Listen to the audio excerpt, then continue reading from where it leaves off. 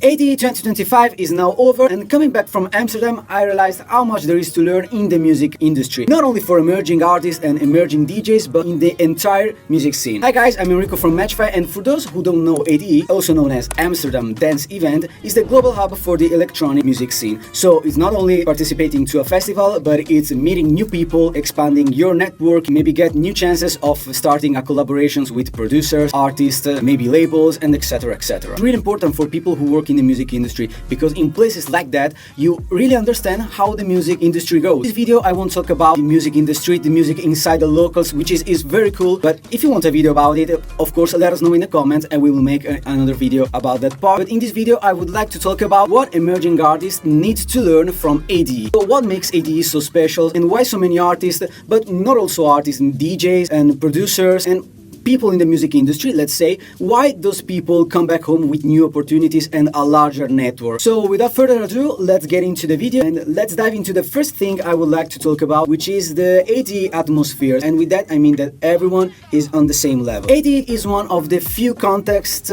one of the few places where you don't see a real hierarchy, because it happened to maybe drink a coffee with a big DJ, with a CEO of a company in the music industry, and everyone is not judging you by your cover, because every person who came to ADE wants to expand his network and meet new people, to find new collaborations, new business opportunities. You won't really see a situation where you see a big artist and you say, oh god, he is so big, I can't even imagine to talk with him. No, everyone is on the same spot, everyone is at the same place, so it's really simple to start a conversation with someone really important. And what we need to learn about that, Amsterdam Dance Event shows how much is important the human connection. Nowadays we're really used to DMs a lot of people and to send emails with your music and really impersonal stuff where you say like, oh, my track is out now, please listen to it. Or maybe we're used to send an email to a label hoping we'll get into that label. So as we're going on, we're missing that human component, but in the reality the human component, and with that I mean meeting people live, is really important. I like to think that in the music industry opportunities are born with little things,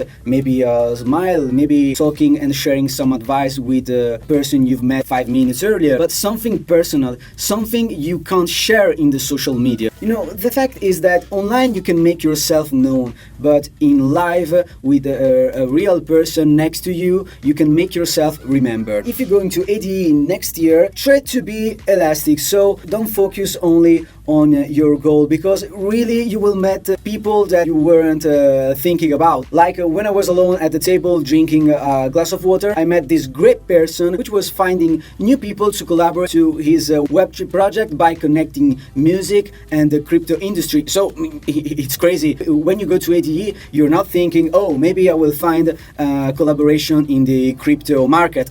It's crazy, but at the ADE you will also find that people. Okay, another thing I would like to talk about is the wrong or fake understanding of success in the music industry. Many artists, but people in general, think about more streams, the more followers you have, the more you're famous. ADE teaches us, as we learned before, that a career is made by relationships and a network, not by numbers. Inside ADE there are a lot of artists with millions of streams, but maybe a lot of people don't know them, and there are also small communities with a lot of understanding, a lot of people participating in it. So yet another time this proves that numbers are not everything, and I still don't get why artists are spending all of their sacrifices, all of their money to look big, to look famous. And trust me guys, in events like this you understand that numbers are, it's not correct to say useless, but numbers are not on the primary step. You should not focus your career on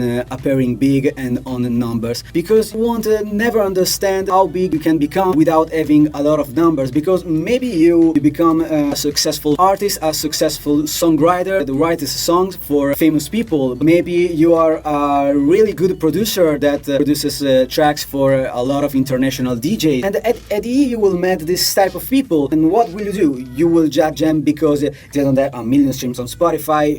No. So Please stop focusing on numbers, focus on your road, on your experience, on what you can do, on what you can bring in the music industry, and not on how big you can appear. And one last thing I would like to talk about is the AI and the technology in the music industry, but as a support, not as a substitute of human being. ADE is full of talk on AI, metaverse, new tools for artists, and a lot of them are really concerned about that. Are really concerned that AI are replacing their job, that creative point. But at the end of the story, every deal, every collaboration, every project is born by real conversation. In my opinion, AI and technology are just like a bridge, an amplifier, not a substitute of yourself. Or maybe technology is helping you to be a little faster, to connect more easily, but needs to be anchored to the human side. So to do like a small recap, here's what you need to learn from ADE. Number one is being present. Don't wait for opportunities, because maybe someone is approaching you, but a lot of people are really busy. So don't be concerned about interacting with new people. Go for that if you have a goal in your mind. Number two, be authentic. It's important to be authentic and share your passion, share your goals of the future, share your project, but try not to sell yourself, like don't show only that part. Point number three is of course building trust, because careers are born where people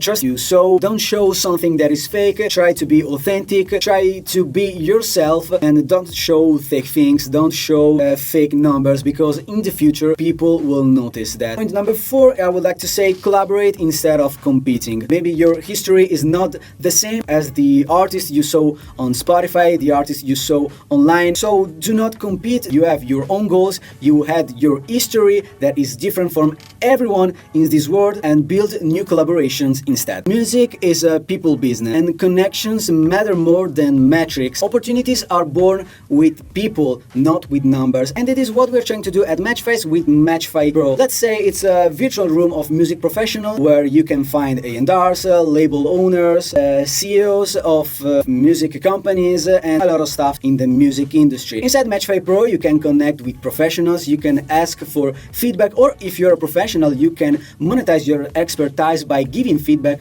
with people and expanding your roster. And at Matchface, we are really proud of that, because we are convinced that community is the future of music promotion and not numbers. So if you're interested, I'll leave you a link down below in the description. Give it a shot and let us know in the comments what you think about it. Okay guys, the video is now over. Don't forget to share it with your friends. Don't forget to subscribe on Matchface channel and leave a like if you liked that video. Of course, leave a comment with your thoughts and what you want to see next on our Matchface YouTube channel. Bye guys!